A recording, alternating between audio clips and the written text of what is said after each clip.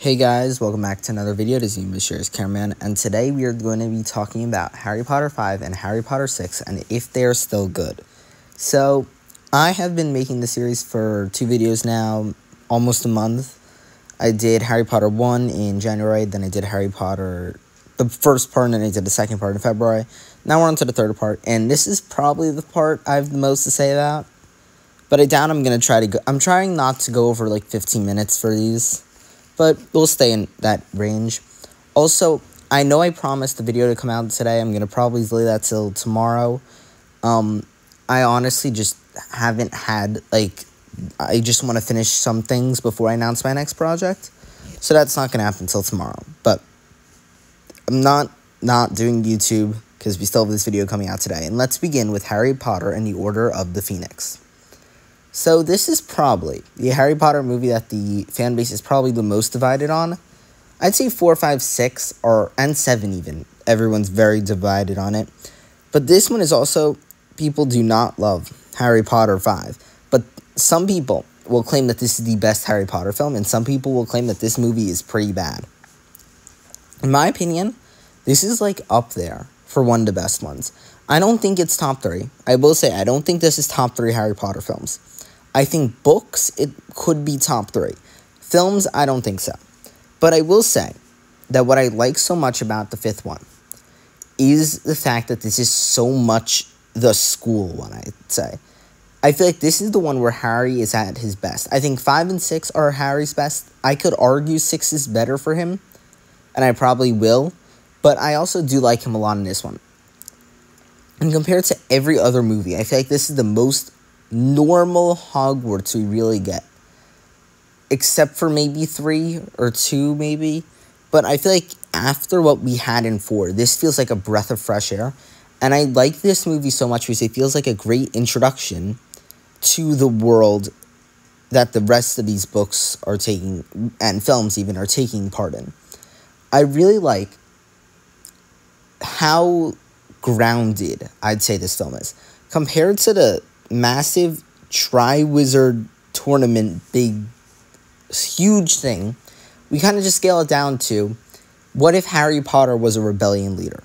And I think that's such a genius idea right before the final battle, or a few movies before at least. But I really like this movie because it feels so grounded. I will say that this is the only Harry Potter movie out of these 7 that I didn't pause, even to go to the bathroom or anything during. This is the only one that I really was so invested in.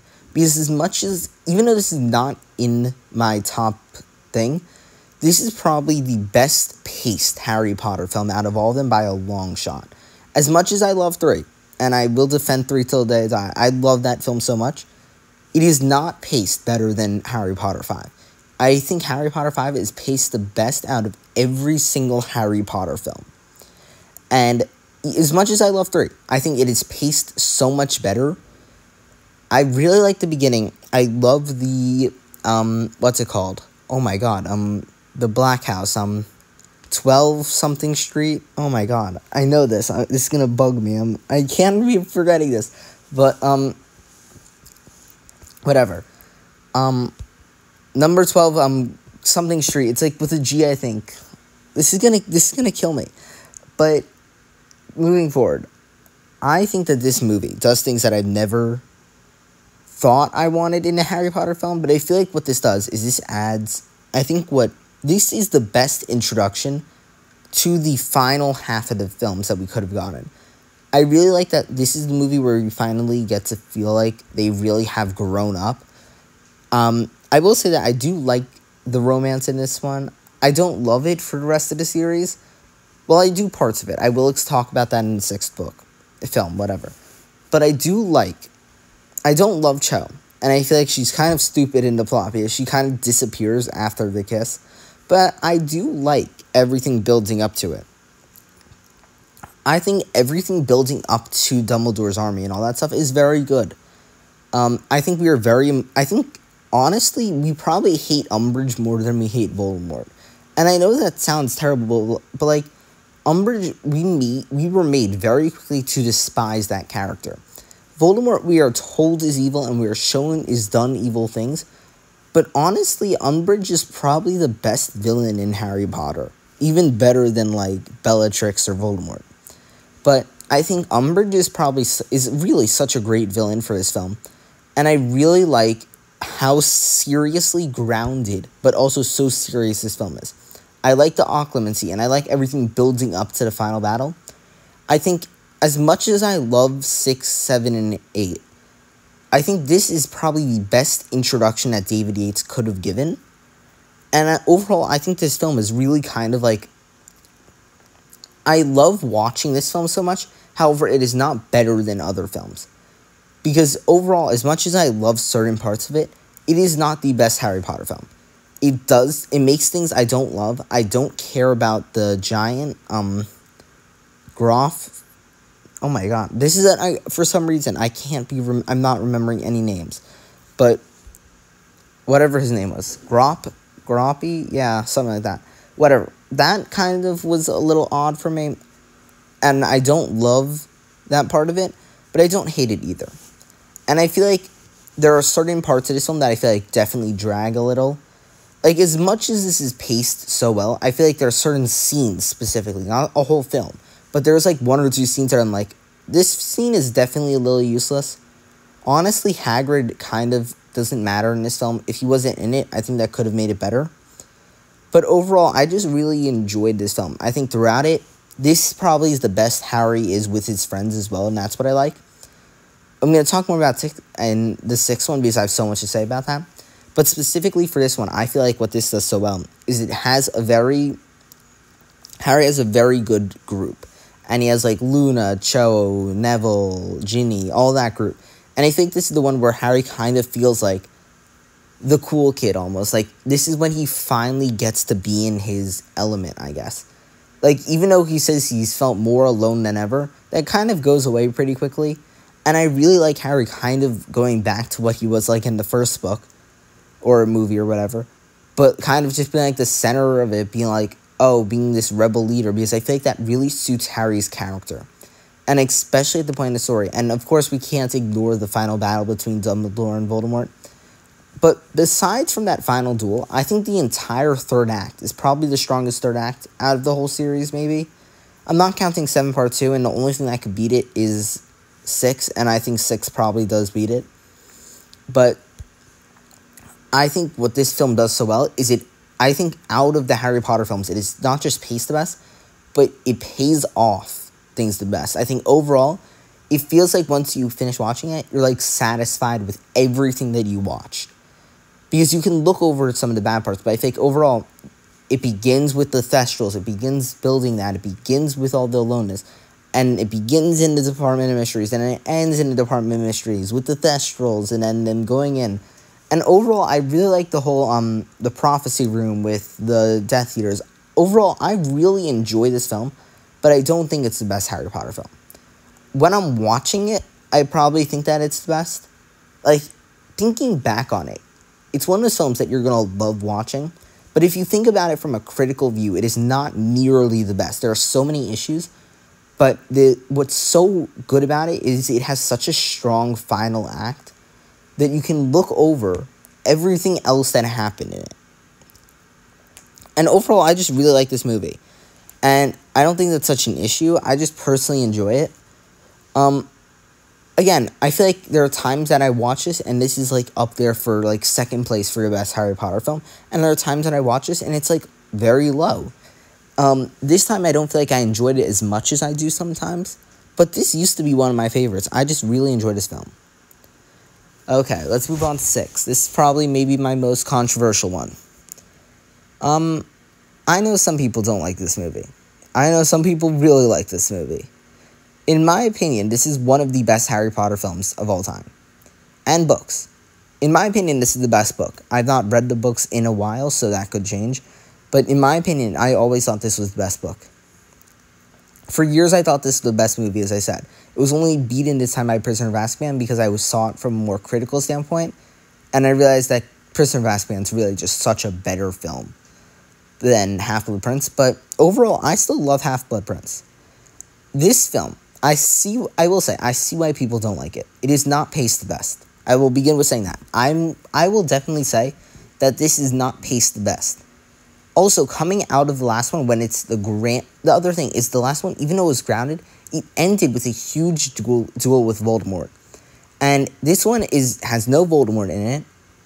And this one's kind of just like a side plot, prepping for the finale. So you don't get much of what you wanted to probably see. And I will say, it does definitely drag at some points. There are very few fight scenes, choreography, duels, whatever you want to call them. There are very few of those. So the majority of this film is really dialogue, really character building. So I feel like throughout this whole film, it isn't the strongest paced, and it doesn't have the strongest scenes. But it, in my opinion, has some of the best scenes out of the whole series. First is the scene that I think is completely overlooked. It is the stairwell scene. This is a scene that I have never heard anyone ever talk about in a review, but in my opinion, it is the best Harry Potter scene of all time. This, and I know that sounds stupid, but the way that this is crafted, this is right after Ron and Parvati kiss. And Hermione starts crying, and she goes down the stairwell. And Harry follows her. And she's just crying down there, and she's doing Avifors. Or is that just... I think that, yeah, Avifors. And Harry sits there, and she's like, how does it feel when you see Dean with Ginny? And what this scene does so well is it finally breaks down the characters to their core. And that's what this whole film does. In my opinion, this is the film where the three main characters are at their best. I think this is Ron's best. I think this is Harry's best. I think this is 100% Hermione's best. I think throughout the whole series, Hermione has been a good character. However, I don't think she's become a great character until 5 and 6. Throughout it, she was kind of like Harry's friend, but I really feel like in 5, she finally became like... I felt like we finally got personality. In this one, I feel like we really get to see her at her weakest point. And same with Harry. And Harry's also explaining how he's at his weakest point, and he starts to break down. And then when Ron comes into the room, and then she sends a spell on him, and then she starts crying, I feel like it's one of the best, if not the best scene in all of Harry Potter. Because even it has such little dialogue. However, when it has dialogue, it really, I feel like, breaks these characters down to their core. And this is probably the best scene between Harry and Hermione throughout the whole series. Because as good as 7 Part 1 is with them, the characters building, overall, I feel like this scene really is so great at telling, not just telling the audience what happens, but seeing these characters really act as friends. There are very few scenes in the whole series where Harry and Hermione are just talking by their own.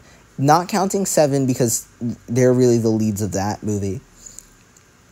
And also, besides from like 3, there are very few scenes where they're kind of just on their own talking. There's maybe like 1 or 2 a film. So to have this scene really show, this scene probably makes up for all the scenes we don't get to see with them. And I feel like this scene is never spoken about. That's the thing. I've never seen a review be like, remember this scene is seen so good. I've never seen that. And I think it's crazy that no one's ever like, how good is this scene? Because it really is incredible. And as we move into the later parts of it, we have the cave, which is another one of my favorite scenes in the whole series. I think this is when we get to see Dumbledore and Harry at their best. Throughout the whole series, we see that has some good scenes. This is by far their best film and best scenes. I love everything that happens in the cave, especially the way that the music is done. And the scene with Dumbledore wielding the fire, that's probably another one of the best scenes in all of Harry Potter. Because that's when we get to see the real power of wizardry. And I think that's such a good thing to build up to the finale. And then, of course, we have the lightning struck tower, which is when Dumbledore dies. Another one of the best scenes in Harry Potter. I feel like I love this scene so much. I think when Malfoy kills Dumbledore, or Snape kills Dumbledore, or whatever, it is such a good, impactful moment. And I will say, I think for many years of my life, I was clouded by the ending. The ending of this film, the cave into the lightning struck tower, is probably the best sequence in all of Harry Potter. It is so good. And I think that clouded my judgment on how the rest of the film isn't great. I don't love any of the pensive stuff.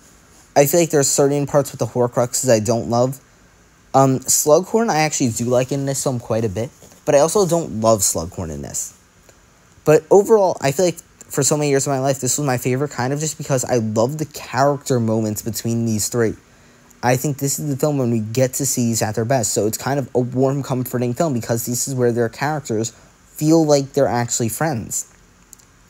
And as it moves on, I don't hate the rest of the film by any means, but I feel like for many years of my life, it was kind of like there were so many good portions of it that I kind of forgot about all the decent points of it, or not great points.